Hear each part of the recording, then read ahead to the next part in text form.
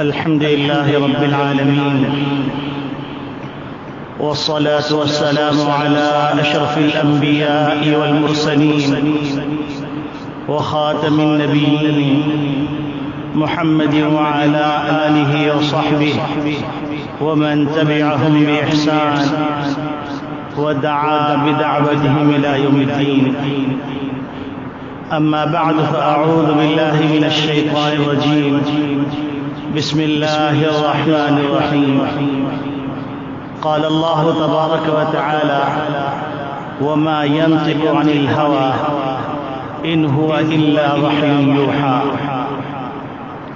وعن أبي هريرة رضي الله تعالى عنه قال: قال النبي صلى الله عليه وسلم: الإيمان 70 شعبة، أعلاها قول لا إله إلا الله، وأدناها إماطة الأذى عن الطريق، والحياء شعبة من الإيمان، أو كما قال عليه الصلاة والسلام. میرے محترم بزرگوں، عزیز دوستو، دینی اسلامی بھائیوں، نبی اکرم صلی اللہ علیہ وسلم نے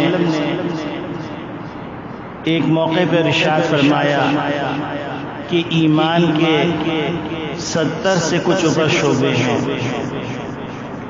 اس میں اعلیٰ شعبہ قول لا الہ الا اللہ ہے، اور ادنا شعبہ راستے سے تکلیف دہ چیز کو ہٹا دینا ہے.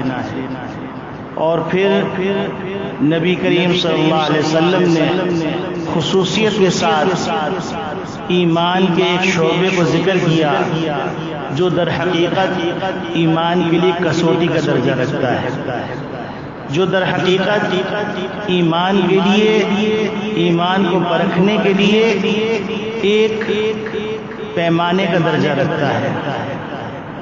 نبی کریم صلی اللہ علیہ وسلم نے ارشاد فرمایا کہ حیا ایمان کا ایک عظیم شعبہ ہے، کیونکہ ایمان کے جتنے شعبے ہیں ان شعبوں پر عمل کرنا موقوف ہے حیا پر. اللہ کی حیا، رسول اللہ کی حیا اور انسانوں کی حیا، یہ ایک ایسا بریک ہے جو انسانوں کو ایمان کے تقاضوں پر عمل کرنے پر آمادہ کر کے گناہوں سے روکنے کے لیے بریک ہے. جس کے اندر جتنی زیادہ حیا ہوگی وہ اتنا زیادہ گناہوں سے بچنے والا ہوگا اور ایمان کے تقاضوں پر عمل کرنے والا ہوگا. اور حیا اللہ رب العالمین نے انسان کی سریش کے اندر رکھی، انسان کی فطرت اور جبلت کے اندر رکھی. آپ نے دیکھا ہوگا کہ ایک معصوم سا بچہ جس کو ابھی دنیا کی کوئی سمجھ نہیں ہے، لیکن معصوم سے بچے کے سامنے آپ 70 کا ذکر کریں تو وہ ایک دم شرما جائے گا. یہ دلیل ہے کہ اللہ رب العالمین نے اس کی فطرت کے اندر حیا رکھی. اس کے سامنے پیشاب پخانے کا تذکرہ کریں تو وہ شرما جائے گا. اللہ کے رسول فرماتے ہیں کل مولود یولد الفطرہ، ہر بچہ فطرت انسانی اور فطرت اسلام پر پیدا کیا گیا ہے. یعنی جن چیزوں کو فطرت تقاضا کرتی ہے وہ چیزیں فطری طور پر اس بچے کے اندر موجود ہوتی ہیں. اس کا فطری طور پر حیا کی طرف میلان ہوگا، اس کا فطری طور پر اچھائیوں کی طرف میلان ہوگا. فَأَبَوَاهُ يُهَوِّدَانِ أَوْ يُنَصِّرَانِ أَوْ يُمَجِّسَانِ، اس کے ماں باپ، اس کے ارد گرد کا ماحول اس کو یہودی بناتا ہے یا نصرانی بناتا ہے یا مجوسی بناتا ہے. یعنی ارد گرد کا ماحول اس کو بے حیا بنا دیتا ہے، بے شرم بنا دیتا ہے، بے غیرت بنا دیتا ہے. اس کو پھر اپنے کردار کی بلندی کا کوئی خیال نہیں رہتا. آپ اگر غور کریں تو ایک آدمی جس نے کبھی گالی نہیں دی، اس کے سامنے کوئی گالی دیتا ہے تو وہ شرما کر اپنے منہ کو چھپا لیتا ہے. لیکن جس ماحول کے اندر وہ پروان چڑھ رہا ہے، اس ماحول میں اگر گالم گلوچ عام ہوگی تو اس کو پرواہ نہیں ہوگی کتنی گستاخانہ کلمات کہہ دیے، کتنی گستاخانہ گفتگو کر لی، اس کو اندازہ ہی نہیں ہوگا. جیسے ایک بزرگ نے فرمایا کہ ایک گھر میں ان کا جانا ہوا تو دیکھا ان کی بہو بے چین ہے اور دل ملائی ہوئی. تو انہیں پوچھا اس کی ساس سے کہ آج آپ کی بہو کا مزاج کچھ خراب معلوم ہوتا ہے. تو کہنے لگی میں نے بس ان کی ماں کو یہ کہا تھا کہ تو رنڈی کی اولاد ہے، اب صبح سے یہ تپ رہی ہے. اب ان کے نزدیک یہ جملہ کوئی معمولی جملہ ہے، لیکن اگر دیکھا جائے تو یہ ماں کی گالی سے زیادہ گندی گالی ہے. ان کو احساس ہی نہیں. اسی طریقے سے آپ اندازہ لگائیں کہ حضرت آدم علیہ السلام کی تخلیق ہوئی، اماں حوا علیہ السلام کی تخلیق ہوئی. دونوں کو کہا تم جنت میں کھاؤ پیو اور فلاں درخت کا پھل مت کھانا. شیطان ان کو بہلا پھسلا کے وہاں لے گیا، انہوں نے وہ درخت سے پھل کھا لیا. فلما ذاقا الشجرۃ بدت لہما سوآتہما، جب انہوں نے وہ درخت چکھ لیا، درخت کا پھل چکھ لیا تو ان کے لباس اترنے لگا. اب آپ دیکھیے حضرت آدم علیہ السلام سے پہلے کوئی انسان نہیں ہے اور آدم علیہ السلام کے اوپر کوئی احکامات ابھی نازل نہیں ہوئے ہیں، لیکن فَطَفِقَا يَخْصِفَانِ عَلَيْهِمَا مِنْ وَرَقِ الْجَنَّةِ، ان کے اندر فطری حیا ہے. وہ کپڑے ختم ہونے کے نتیجے میں پتوں سے اپنے صدر کو چھپانے لگے. تو معلوم یہ ہوا کہ یہ حیا انسان کا فطری تقاضا ہے. یہی وجہ ہے کہ جو کامل ایمان والے ہوتے ہیں ان کے اندر کامل حیا ہوتی ہے، جو ناقص ایمان والے ہوتے ہیں ان کے اندر ناقص حیا ہوتی ہے. یہی وجہ ہے کہ وہ باتیں جو انسان کے حیا کے منافی ہیں، ایک با ایمان آدمی، با حیا آدمی سے وہ باتیں اس کے منہ سے نکلتی نہیں. اور جو ناقص ایمان والا ہوتا ہے یا بے ایمان ہوتا ہے، بے حیا ہوتا ہے، تو اس کے منہ سے ایسے زبان سے گندے کلمات نکل رہے ہوتے ہیں جیسے ٹائپ رائٹر کی مشین کو جو آرڈر کر دیا ہے، فیکس مشین کو آرڈر کر دیا ہے، پرنٹر کو آرڈر کر دیا ہے، وہ دھڑ دھڑ کاپیاں نکالتا چلا جا رہا ہے، وہ رکتا نہیں.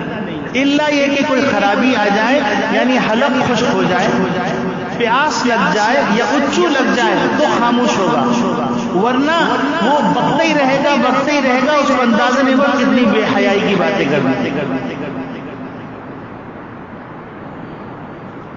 اور حیا ایک ایسی نعمت ہے کہ ایک موقع پر نبی کریم صلی اللہ علیہ وسلم تشریف فرما تھے. آپ صلی اللہ علیہ وسلم کی تہمت کچھ اٹھی ہوئی تھی، گھٹنے تک تھی. حضرت ابو بکر صدیق رضی اللہ تعالیٰ عنہ تشریف لائے، آپ تشریف فرما رہے.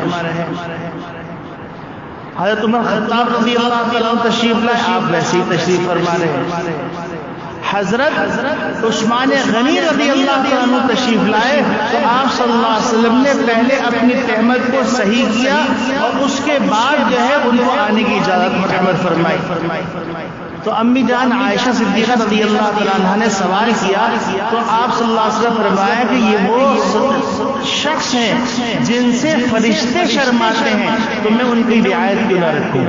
یہی وجہ ہے کہ عثمان غنی رضی اللہ تعالیٰ عنہ کی صفت جو ہے کامل الحیاء والایمان، یعنی کامل حیا اور ایمان کو ساتھ ذکر کیا. یعنی کامل ایمان ہوگا تو کامل حیا ہوگی، ناقص ایمان ہوگا ناقص حیا ہوگی. انسان کو اگر اپنے ایمان کو پہچاننا ہے کہ اس کے پاس ایمان کتنی مقدار کے اندر موجود ہے تو وہ اپنے کردار کے اندر دیکھ لے کہ حیا کا عنصر شامل ہے یا نہیں ہے. اگر حیا کا عنصر شامل ہے تو سمجھ لیجئے اور کہہ لیجئے کہ الحمدللہ. لیکن اگر حیا کا عنصر شامل نہیں ہے تو پھر اپنے لیے فکر مند ہو جائیے اور کہیے ان للہ، اور اللہ سے دعا کریں کہ اللہ ہمارے ایمان کو کامل فرما دے. ایک بہت بڑے محدث ہیں عبداللہ بن مسلمہ القعنبی. یہ اپنے ابتدائی زمانے کے اندر ماحول سے متاثر ہو کر خراب ہو گئے تھے، اور ایک نوجوان مالدار کے اندر جو کمزوریاں ہوتی ہیں وہ کمزوریاں ان کے اندر تھیں. تفصیل میں جانے کی ضرورت نہیں. ایک دفعہ ایک محدث گزر رہے تھے تو یہ جیسے آپ نے دیکھا بھتہ لینے والے لوگ ہوتے ہیں، ڈراتے ہیں، دھمکاتے ہیں، تو اس طرح کے یہ اوباش قسم کے آدمی تھے. تو انہوں نے عام طور پہ ہوتا ہے کسی مولوی کو دیکھ کر اس طرح کے لوگوں کے اندر ایک شیطانی روح پھڑک جاتی ہے، شیطانی رگ پھڑک جاتی ہے کہ مولوی کو چھیڑا جائے. تو ایک محدث تشریف لے جا رہے تھے تو ان کے گھوڑے کی لگام پکڑ لی اور کہا مجھے حدیث سناؤ. ان محدث نے ان کو دیکھا اور فرمایا کہ یہ حدیث سننے کا طریقہ نہیں ہے. انہوں نے کہا نہیں تمہیں سنانی پڑے گی. انہوں نے ان کے تیور دیکھے اندازہ ہوا کہ یہ اب بہت زیادہ بدتمیزی پہ آمادہ ہے، تو انہوں نے کہا اچھا سنو. انہوں نے فرمایا حدثنا فلان وحدثنا فلان وحدثنا فلان وقال قال النبی صلی اللہ علیہ وسلم، اور فرمایا اذا لم تستحی فافعل ما شئت. نبی کریم صلی اللہ علیہ وسلم نے ارشاد فرمایا ہے کہ جب تم میں حیا نہ ہو جو چاہے کرو. اب انہوں نے کس تکلیف سے یہ حدیث سنائی تھی کہ ان کے دل پہ جا کے لگی، اور انہوں نے ان محدث سے کہا کہ حضرت میں اب تک تو حدیث سننے کا ارادہ نہیں رکھتا تھا، لیکن اب میرا ارادہ حدیث سننے کے بعد یہ ہوا ہے کہ میں توبہ کروں. آپ اپنا ہاتھ بڑھائیے اور میں آپ کے ہاتھ پر توبہ کرنا چاہتا ہوں. انہوں نے توبہ کی.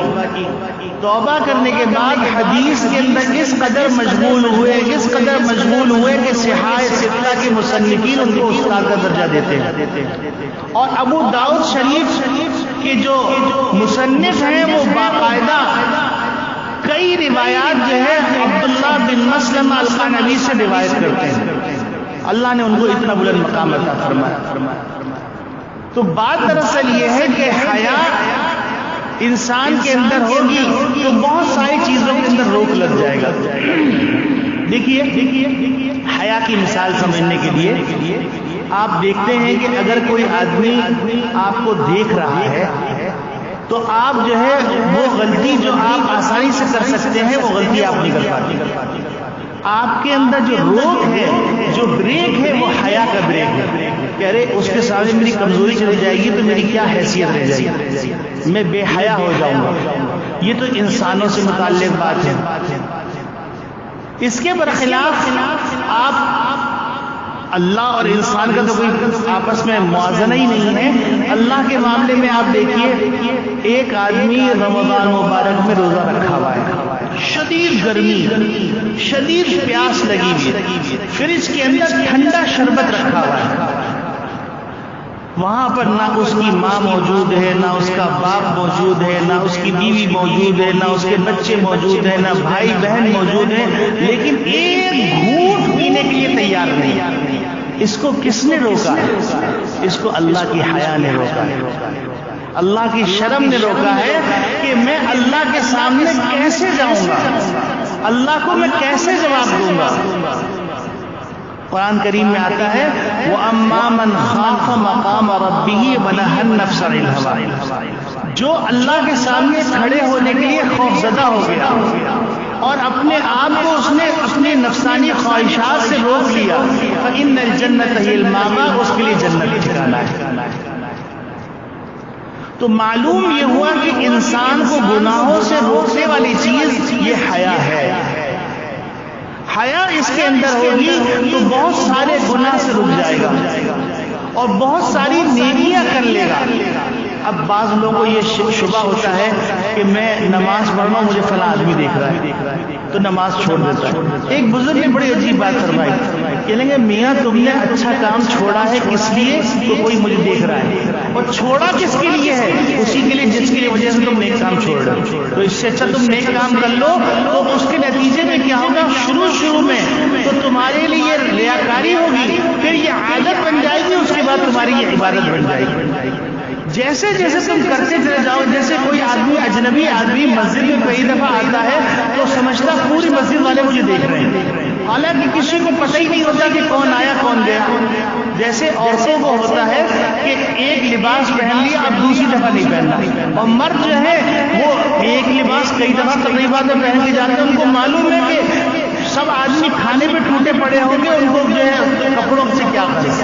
لیکن عورت کے اندر یہ مزاج ہوتا ہے کہ ایک دفعہ جو سوٹ پہن لیا اب دوسری دفعہ نہیں پہننا، کیونکہ شادی میں نے فلاں شادی میں پہن لیا تو وہاں وہ آئے تھے، تو اس کے نتیجے میں اب میں یہ دوبارہ سوٹ نہیں پہن سکتی۔ تو اسی طریقے سے جب کوئی آدمی پہلی دفعہ مسجد میں آتا ہے تو یہ سمجھتا ہے فلاں دیکھ رہا ہے، فلاں دیکھ رہا ہے، فلاں دیکھ رہا ہے، پھر اپنے دوستوں کی ذکر کرتا ہے میں مسجد میں گیا تھا سب لوگ مجھے دیکھ رہے تھے۔ لیکن اگر وہ معمول کے مطابق مسجد میں آنے لگے گا تو اس کو نہ اس کو احساس ہوگا اور نہ کوئی دیکھ رہا تھا، یہ حقیقت اس پہ آشکارا ہو جائے گی۔ تو اسی طریقے سے بزرگوں نے فرمایا کہ جب تم نیکی کر رہے ہو اور نیکی کرنے کو تم چھوڑتے ہو کسی کے دیکھنے کی وجہ سے، تو تم یہ سوچو کہ تم نے نیکی چھوڑی ہے کسی کی وجہ سے، تو نیکی کر لو، کوئی دیکھ رہا ہے تو وہ پہلے تو بات تمہیں محسوس ہوگا تم ریاکاری کر رہے ہو، پھر کرتے کرتے یہ تمہاری عادت بن جائے گی، اور پھر کرتے کرتے یہی تمہاری عبادت بن جائے گی کہ ایک دن تمہارے دل میں خیال آئے گا کہ میں نماز پڑھ ہی رہا ہوں، کیوں نہ اللہ کے لیے پڑھ لوں۔ اب تم نے جب یہ نیت کی، چاہے 3 دن میں کی، 40 دن میں کی، 4 مہینے میں کی، 4 سال میں کی، پچھلی تمام عبادتیں عبادت بن جائیں گی۔ یہ اللہ کا احسان ہے، یہ اللہ کا کرم ہے۔ اور یاد رکھیے کہ نبی کریم صلی اللہ علیہ وسلم کے بارے میں آتا ہے کہ وَمَا يَنطِقُ عَنِ الْهَوَىٰ إِنْ هُوَ إِلَّا وَحْيٌ يُوحَىٰ، آپ صلی اللہ علیہ وسلم کوئی بھی بات اپنے دل سے نہیں کرتے، بلکہ آپ کو وحی کی جاتی ہے۔ کہ وحی کی 2 قسمیں ہیں، ایک وحی متلو ہے، ایک وحی غیر متلو ہے۔ وحی متلو قرآن کریم ہے، وحی غیر متلو حدیث مقدس ہے۔ تو نبی کریم صلی اللہ علیہ وسلم کی جو احادیث ہیں وہ بھی وحی کے ذریعے سے ہوئی ہیں۔ تو آپ صلی اللہ علیہ وسلم جو فرما رہے ہیں الایمان بضع و سبعون شعبہ، ایمان کے 70 سے کچھ شعبے ہیں، اعلیٰ قول لا الہ الا اللہ، اس کا سب سے اعلیٰ شعبہ لا الہ الا اللہ ہے، اور سب سے ادنا شعبہ راستے سے تکلیف دہ چیز کو ہٹا دینا ہے، اور ان تمام شعبوں پر عمل کرنے کے لیے آمادہ کرنے والی چیز، اور ان تمام شعبوں سے خلاف کر کے گناہ کرنے والے سے روکنے والی چیز حیا ہے۔ اس لیے نبی کریم صلی اللہ علیہ وسلم نے خاص طور سے ذکر فرمایا الحیاء شعبۃ من الایمان۔ اب ایک صحابیاں ہیں، ان کے 4 بیٹے جہاد میں چلے گئے، غزوہ احد کا موقع تھا، غالباً اطلاع ملی کہ ان کے ایک صاحبزادے کی شہادت ہو گئی۔ اب وہ گھر سے نکلتی ہیں اس حال میں کہ پورے اپنے آپ کو چادر سے ڈھانپی ہوئی ہوتی، صرف ایک آنکھ کھلی ہوتی۔ تو کوئی ان کو، چونکہ معمول یہ تھا کہ کوئی بھی تکلیف دہ خبر ہوتی، کوئی ہیبت ناک خبر ہوتی تو لوگ نبی کریم صلی اللہ علیہ وسلم کی خدمت میں جاتے تو ان کو سکون مل جاتا۔ تو یہ نبی کریم صلی اللہ علیہ وسلم کی خدمت کی طرف جانے لگی۔ نبی کریم صلی اللہ علیہ وسلم کی خدمت کی طرف جانے کے راستے میں کسی نے کہا کہ اللہ کی بندی، تمہارے بیٹے کو شہید کر دیا گیا، اتنی پریشانی کے عالم کے اندر تم پورا لپاٹ کے جا رہی ہو۔ تو انہوں نے کہا کہ میرا بیٹا کھویا ہے، میری حیا نہیں ختم ہوئی۔ اور یاد رکھیے کہ یہ جو نبی کریم صلی اللہ علیہ وسلم فرمائے اذا لم تستحی فافعل ما شئت، جب تم میں حیا ختم ہو جائے تم جو چاہے کرو۔ یعنی گویا کہ یہ نبی کریم صلی اللہ علیہ وسلم نے اشارہ کیا ہے اس بات کی طرف کہ اگر حیا کا بریک معاشرے سے ختم ہو گیا تو معاشرہ ایسی تباہی تک جائے گا جس کا تم تصور بھی نہیں کر سکتی۔ تو میرے عزیز دوستوں بھائیوں، اگر جو لوگ یورپ گئے ہیں وہ جانتے ہیں کہ راستے میں نشے کی حالت میں، برہنہ حالت میں، گندے ماحول کے اندر آپ کو مرد عورت پڑے ہوئے نظر آئیں گے، اور ان کو احساس بھی نہیں ہوگا کہ وہ کس حالت کے اندر پڑے گئے۔ اور یہ جو نبی کریم صلی اللہ علیہ وسلم فرمایا کہ ایک وقت آئے گا کہ لوگ گناہ کر رہے ہوں گے لیکن کسی کو اتنی جرأت نہیں ہوگی کہ اس کو گناہ سے روک سکے، وہ بہت بڑا ایمان والا ہوگا جو کہے گا ذرا کونے میں ہو جاؤ، پردے میں ہو جاؤ یہ گناہ کرنے کا۔ اس وقت معاشرے کے اندر میڈیا کے ذریعے سے اور مختلف تحریکات کے ذریعے سے معاشرے میں بے حیائی کو فروغ دیا جا رہا ہے، اور یاد رکھیے اگر بے حیائی کو نہ روکا گیا تو پھر اس صورت میں سر پکڑ کے ماں باپ روئیں گے۔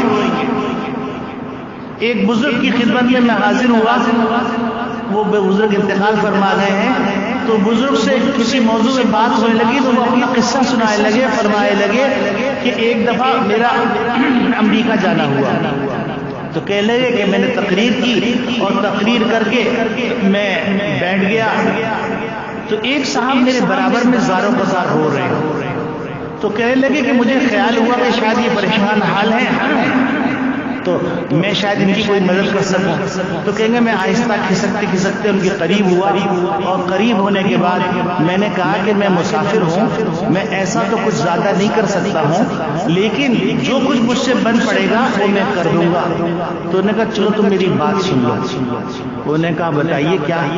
کہنے لگے کوئی بہت بڑا کردار تھا، اس کردار کے بارے میں فرمایا کہ اس کا جو بنگلہ ہے نا اس کے برابر میں اس سے بڑا جو بنگلہ ہے وہ میرا ہے، میں غریب نہیں۔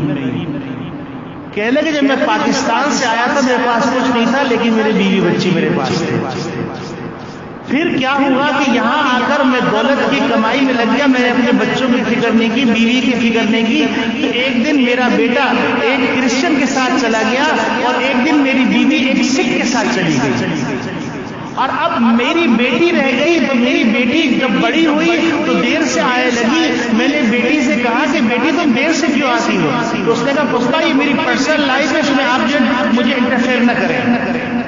اور پھر اس کے بعد وہ بزرگ فرمائے لگے ایک دن بہت دیر سے آئی تو میں نے اس کو کہا کہ اب تم دیر سے آئی تو میں تمہیں سزا دوں گا، تو اس نے پولیس کو فون کیا، پولیس کو فون کر کے بلایا اور مجھے گرفتاری کا حکم دیا، اور کہنے لگے کہ میں اس سے معافی مانگتا رہا لیکن اس نے مجھے معاف نہیں کیا، حتیٰ کہ میں نے اپنی ناک اس کے قدموں میں رکھی تب اس نے جا کے معاف کیا۔ اب میں ہوں اور اتنا بڑا بنگلہ ہے، میری دولت ہے، نہ میری بیوی میرے پاس ہے، نہ میرے بچے میرے پاس۔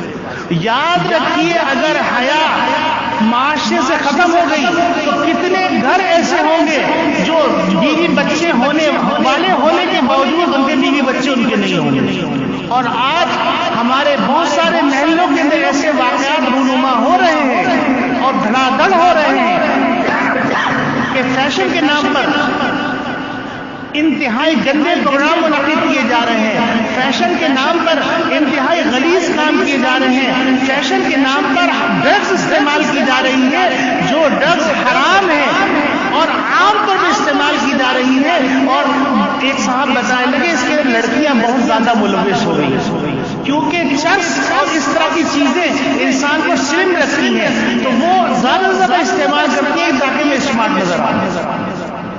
آپ مجھے بتائیے کہ یہ معاشرہ اگر آپ کو پرسکون نظر آ رہا ہے، آپ اگر مسجد کے اندر سکون سے بیٹھے ہوئے ہیں تو مسجد کے اندر سکون سے اس لیے بیٹھے ہوئے ہیں کہ آپ کے گھر کے اندر آپ کو اعتماد ہے کہ میرے بچے میری بیوی محفوظ ہیں، وہ خود اپنی حیا کا جنازہ نہیں نکالیں گے، وہ خود اپنے حیا کا کردار کو اپنی حیا کی وجہ سے خراب ہونے سے بچائیں گے۔ لیکن اگر کسی کو اپنے گھر پر اعتماد نہ ہو تو کیا وہ سکون سے مسجد میں بیٹھ سکتا ہے؟ باقی جگہ تو چھوڑ دیجیے، مسجد میں بیٹھ سکتا ہے سکون سے؟ کیا وہ سکون سے آفس جا سکتا ہے؟ کیا سکون سے وہ کاروبار کر سکتا ہے؟ تو ہمارا معاشرہ ابھی بھی الحمدللہ خیر پر قائم ہے، لیکن جو لوگ اس معاشرے کو بے حیا بنانا چاہتے ہیں، جو لوگ اس معاشرے کو بے کردار بنانا چاہتے ہیں، جو لوگ اس معاشرے کو تباہ برباد کرنا چاہتے ہیں، ہم سب ان کے خلاف آواز اٹھاتے ہیں اور ہم کہتے ہیں کہ حیا کو قائم رکھو، بے حیائی کے دروازے کو بند کرو۔ ہم اتفاق کرتے ہیں، ہم سب اتفاق کرتے ہیں اور ہم مطالبہ کرتے ہیں پاکستان کے اندر جو حیا کا جنازہ نکالا جا رہا ہے ان لوگوں کا اللہ جنازہ نکال دے جو ایمان کے باغی ہیں، جو رسول اللہ کے باغی ہیں، جو اللہ کے باغی ہیں، جو اللہ کے رسول کے باغی ہیں، جو قرآن کے باغی ہیں، جو دین کے باغی ہیں، جو ازواج مطہرات کی بے حرمتی کرتے ہیں۔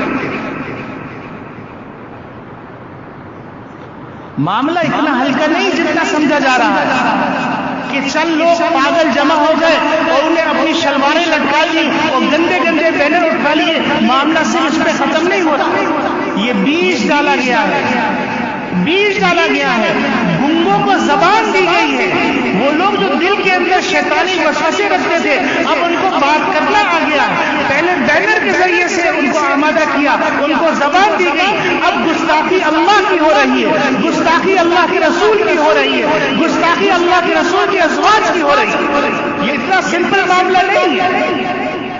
اگر فراس کا سفیر گستاخی کر کے وہ گستاخ رسول ہے تو پاکستان کے اندر بھی کوئی گستاخی کر کے وہ کیسے گستاخ رسول نہیں ہو سکتا؟ وہ کیسے توحید رسالت کا مرتکب نہیں ہو سکتا؟ تو میرے عزیز دوستو بھائیوں، خدا کے واسطے اپنے بچوں کی تربیت حیا پہ کیجیے، اور حیا پہ کرنے کا مطلب یہ ہے کہ ان کے لباس کے اندر، ان کے گفتار کے اندر، ان کے کردار کے اندر ان چیزوں کو پروموٹ کیجیے، ان چیزوں پر ان کو اپریشیٹ کیجیے، ان چیزوں میں ان کی حوصلہ افزائی کیجیے جو حیا پر مشتمل ہے، اور ان چیزوں سے روکیے جو بے حیائی پہ مشتمل ہے۔ آپ مجھے بتائیے، احباب بتلاتے ہیں، مختلف لوگوں نے آ کے اطلاع دی کہ اب صورتحال اس حد تک بڑھ گئی، پہلے مکس گیدرنگ ہوتی تھی لیکن لوگ پورا لباس پہنتے تھے اور دوپٹہ اوڑھتے تھے، پہلے دوپٹہ گیا، پھر اس کے بعد آستینیں گئی، پھر اس کے بعد سطر کھلی، پاؤں کھلے، اور اب نوبت یہاں آ گئی کہ اتنا باریک لباس جو دوپٹے میں استعمال نہیں کیا جا سکتا وہ لباس پہن کر، وہ لباس جو بیڈ روم میں پہنا جاتا ہے وہ لباس پہن کر مرد و زن کا آزادہ اختلاط شادی بیاہ کی تقریبات کے نام پر ہو رہا ہے۔ ہم کہاں جا رہے ہیں؟ ہم اپنی قوم کو کہاں لے کے جا رہے ہیں؟ ہم کون سے راستے پہ چل نکلے؟ یہ راستہ خیر کا نہیں ہے، یہ مسئلہ مولوی کا نہیں ہے، آپ کے اپنے گھر کے سکون کا ہے، آپ کے اپنے ملک کے سکون کا ہے، آپ کے اپنے علاقے کے سکون کا ہے، آپ کی اپنی عزت کا مسئلہ ہے، آپ کی اپنی راحت کا مسئلہ ہے۔ آج آپ جائیے، جا کے یورپ کے میں دیکھیے، باقاعدہ سمجھدار رائٹر لکھ رہے ہیں کہ یہ ایک ایسی جنریشن وجود میں آ گئی ہے کہ اس جنریشن کو کھڑا کر کے بم سے اڑا دیا جائے، یہ یورپ کے رائٹر لکھ رہے ہیں۔ تو کیا وہی ہم اپنے معاشرے میں لانا چاہتے ہیں؟ وہی بے حیائی ہم اپنے معاشرے میں لانا چاہتے ہیں؟ وہی بے غیرتی ہم اپنے گھروں میں لانا چاہتے ہیں؟ اللہ نہ کرے، اللہ نہ کرے۔ اللہ ہم سب کو با حیا بنائے، با ایمان بنائے، با کردار بنائے، ہمارے اخلاق اچھے ہو، ہمارا کردار اچھا ہو، ہم اپنے بچوں کی صحیح تربیت کریں اور بچوں کی نگرانی رکھیں، ان کی چال ڈھال میں، ان کے چلنے پہننے میں، ان کے اوڑھنے بیٹھنے میں اس بات کا خیال رکھیں کہ کہیں بے حیائی کا عنصر تو شامل نہیں ہو رہا، کیونکہ پہلے ایک بیج پڑتا ہے، پھر وہ بیج سے کوپل نکلتی ہے، پھر کوپل نکلنے کے بعد وہ پھر درخت بنتا ہے، اور پھر جب تناور درخت بن جاتا ہے تو اس درخت کو صرف کاٹنا پڑتا ہے، صحیح نہیں کر سکتے، لیکن جس وقت وہ کمزور ہوتا ہے اس کی شاخ کو جس طرح موڑنا چاہیے موڑ دیجیے۔ تو ابھی بچے، ابھی ہماری گھر کی مستورات ہمارے کنٹرول میں ہیں، اس وقت سے ڈریے جب ہمارے ہاتھ سے نکل جائے، گلی کوچوں کے اندر گناہ کرتے ہوئے لوگ نظر آئے اور آپ روک نہ سکے، گلی کوچوں کے اندر بے حیائی ہو آپ روک نہ سکے، لوگ اپنے سکون کے لیے شراب پیے، لوگ اپنے سکون کے لیے شباب کا راستہ اختیار کریں، لوگ اپنے سکون کے لیے سوسائڈ کریں، تو یاد رکھیے ان چیزوں میں اللہ نے سکون نہیں رکھا، ان چیزوں میں اللہ نے سکون نہیں رکھا۔ اور آپ یہ نہ سمجھیے کہ آپ کے معاشرے کے اندر یہ پہلا اسٹیج ہے، اب ہم مڈ اسٹیج پہ پہنچ چکے ہیں، یہ بیماری اب درمیانی اسٹیج میں آ چکی ہے، پہلے اسٹیج کی بیماری نہیں رہی۔ آپ ان فیملیز پہ جا کے دیکھیے جو فیملیز معاشرے کے اشراف سمجھی جاتی ہیں، ان فیملیز کے حالات کا جائزہ لیجیے تو آپ کو اندازہ ہوگا کہ ہم تباہی کے کس دہانے پہ پہنچ چکے ہیں۔ خدا کے واسطے اپنے آپ کو روکیے اور نبی کریم صلی اللہ علیہ وسلم کی یہ حدیث سامنے رکھیے، اذا لم تستحی فافعل ما شئت، جب تم میں حیا نہ رہے تم جو چاہے کرو، یعنی تم شراب پیو، تم زنا کرو، تم چوری ڈکیتی کرو، تم کسی کا قتل کرو، کسی کا مال لوٹو، جب حیا نہیں ہوگی سارے کام ہو جائیں۔ تو یاد رکھیے نبی کریم صلی اللہ علیہ وسلم نے حیا کو خصوصیت کا ذکر کر فرما دیا، اشارہ کر دیا کہ دیکھو ایمان کے 70 سے جو کچھ اوپر شعبے ہیں، ان شعبوں پر اس وقت تک عمل نہیں ہوگا جب تک کہ حیا تمہارے اندر نہیں ہوگا۔ تو زیادہ فکر کیجیے اور حکومتی سطح پر اور ذرائع ابلاغ کی سطح پر حیا باختہ پروگرام بند کیے جائیں، حیا باختہ کردار کو اپریشیٹ نہ کیا جائے، بے حیائی کو فروغ نہ دیا جائے۔ سننے میں یہاں تک آ رہا ہے کہ اب دلہے جو تیار ہو رہی ہے وہ بغیر دوپٹے کے تیار ہو رہی ہے۔ اب لڑکی کو جب بناؤ سنگار کر کے بغیر دوپٹے کے اسٹیج میں لا کر جہاں بے حیا مرد بھی ہو، جہاں بے حیا عورتیں بھی ہوں، تو وہاں پر آپ کیا پیش کرنا چاہ رہے ہیں؟ کون سا معاشرہ تشکیل دینا چاہ رہے ہیں؟ کون سی راحت و سکون کا راستہ اختیار کر رہے ہیں؟ اللہ رب العالمین کہنے والے کے گھر والوں کو محفوظ فرمائے، سننے والوں کو محفوظ فرمائے، سننے والوں کے گھر